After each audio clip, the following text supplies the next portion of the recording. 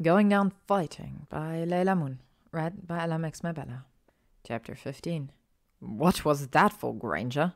Draco breathed against her neck as he dropped Hermione onto his bed. She grappled with his shirt and, tearing buttons off in her haste to rid him of such cumbersome material, moaned, "I missed you." With a wave of his wand, he smirked and ran at them both, entirely naked. "I need to learn that," she muttered before gasping as he caught her jaw between his hands and kissed her urgently. Draco caressed her breasts, twisting and pulling her nipples until she moaned into his mouth. She could feel his erection, hot and heavy between them, as he left a trail of wet kisses across her skin.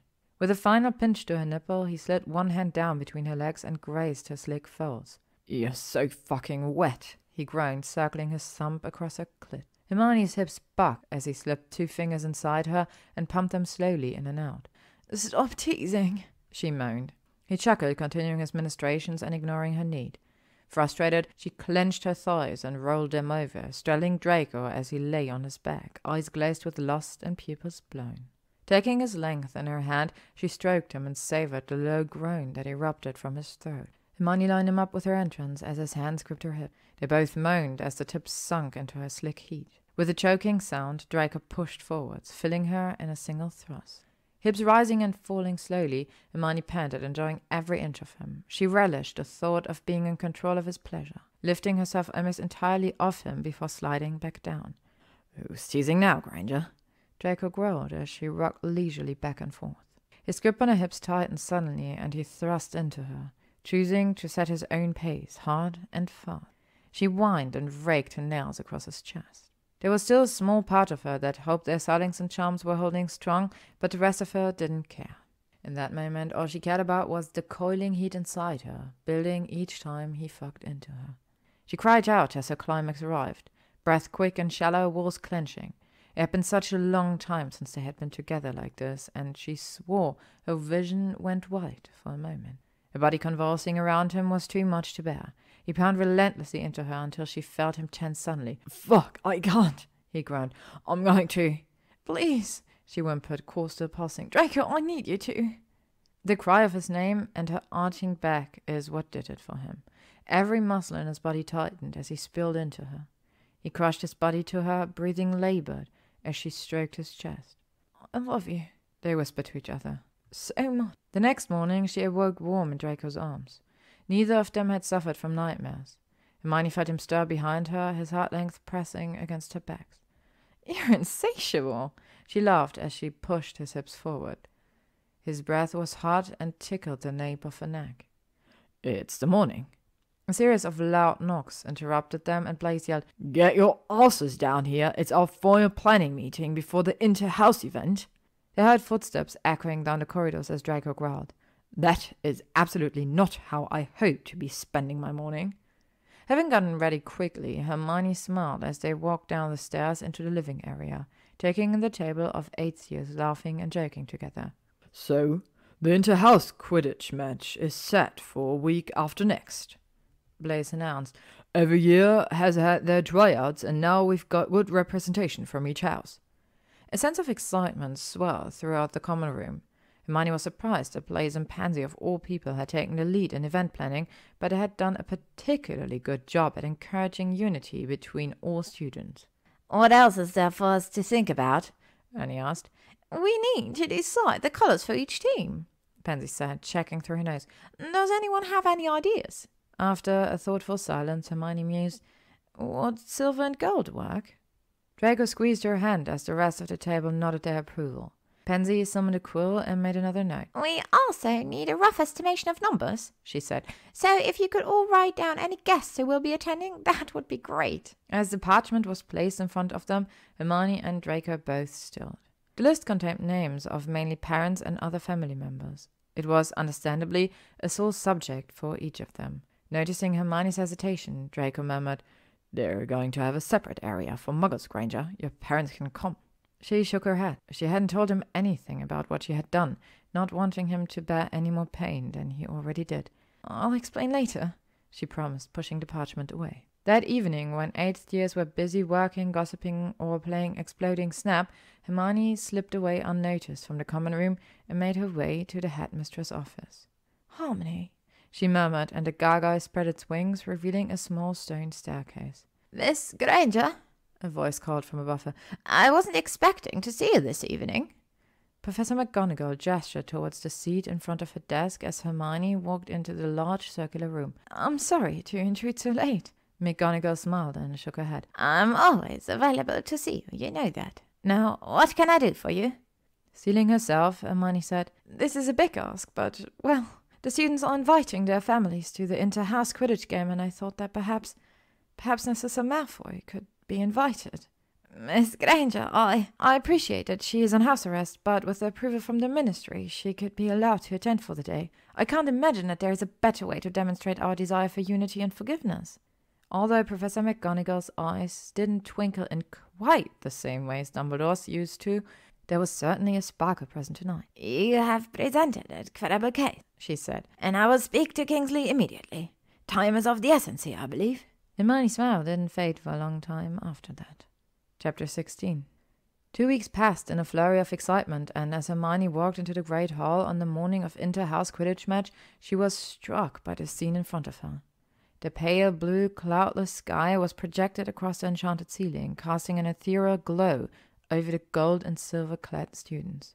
Whilst the house tables remained in place, no one took any notice of them as they raced animatedly from one person to another. Professor McGonagall sat at the head of the staff table, smiling contentedly, and eventually stood to address the room. "We have already had the pleasure of watching 6 fantastic matches to determine our finalists." There was a roar of cheers, and the headmistress couldn't help the upward twitch of her lips.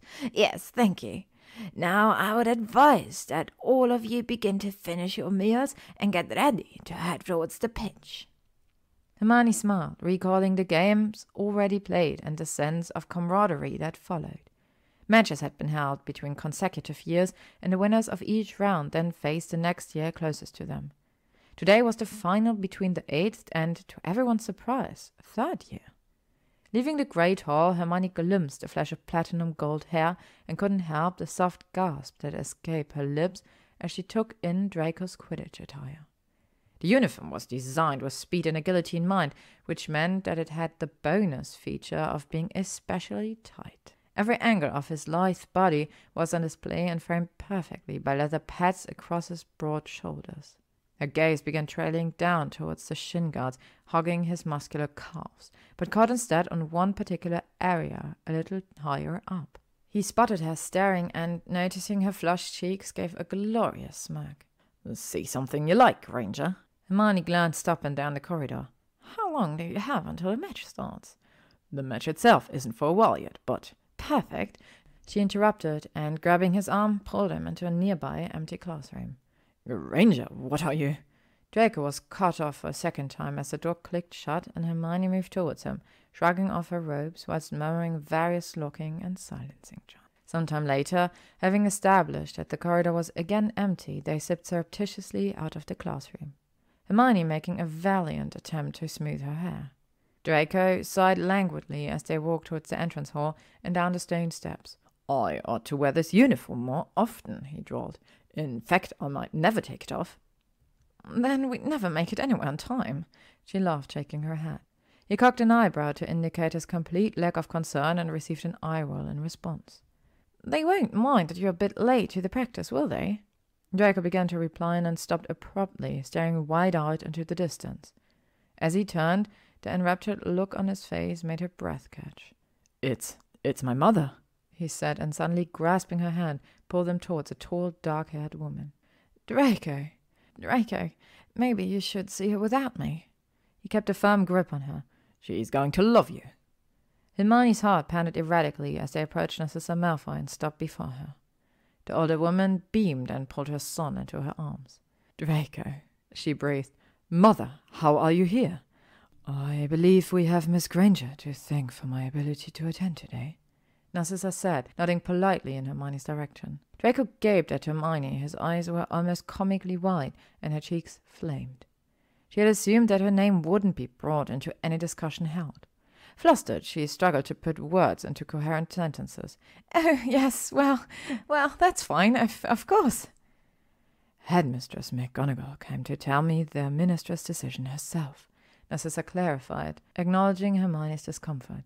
"It was very kind of you to think of me. Thank you." Her heart almost entirely stopped as Draco pulled her into a tight hug. She wiggled to get free while staring apologetically at Narcissa, who seemed to be pursing her lips in an attempt not to laugh at the look of anguish on Hermione's face. "Miss Granger?" "Please call me Hermione." Narcissa smiled. "I have known about your relationship with my son for quite some time now, and whilst he ought to know better than to accost a young woman in public," she gave Draco a chastising glance, "I have no reservations about the two of you being together." Hermione dipped her head slightly, trying to hide the surprise etched across her face. Although Draco had told her this was the case, she hadn't quite believed him. "Thank you," she said after a moment's pause. There was a sudden burst of noise from the Quidditch pitch, and the sound of cheering students filled the air. Draco glanced between Hermione and his mother, unsure whether it was acceptable for him to leave them alone together. "Don't worry, my darling," Narcissa said, feigning innocence. "I shall only share a couple stories about you growing up." His expression contorted into one of panic, and Hermione beamed when Narcissa began her anecdote. As the crowd grew louder, Draco had no choice but to race towards the pitch. Turning back only once, he prayed his mother wouldn't talk about the time she caught him with a folder full of parchment he had siphoned from Hermione during their library sessions, her handwriting being the only thing he had of hers during the long summer holidays. Following slowly along the path Draco had taken, Narcissa came to a halt and looked around pensively before gently touching Hermione's shoulder.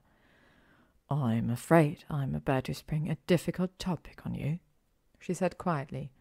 "Ideally, I would discuss such matters in a more private location. However, I felt it was important for you to hear this straight away."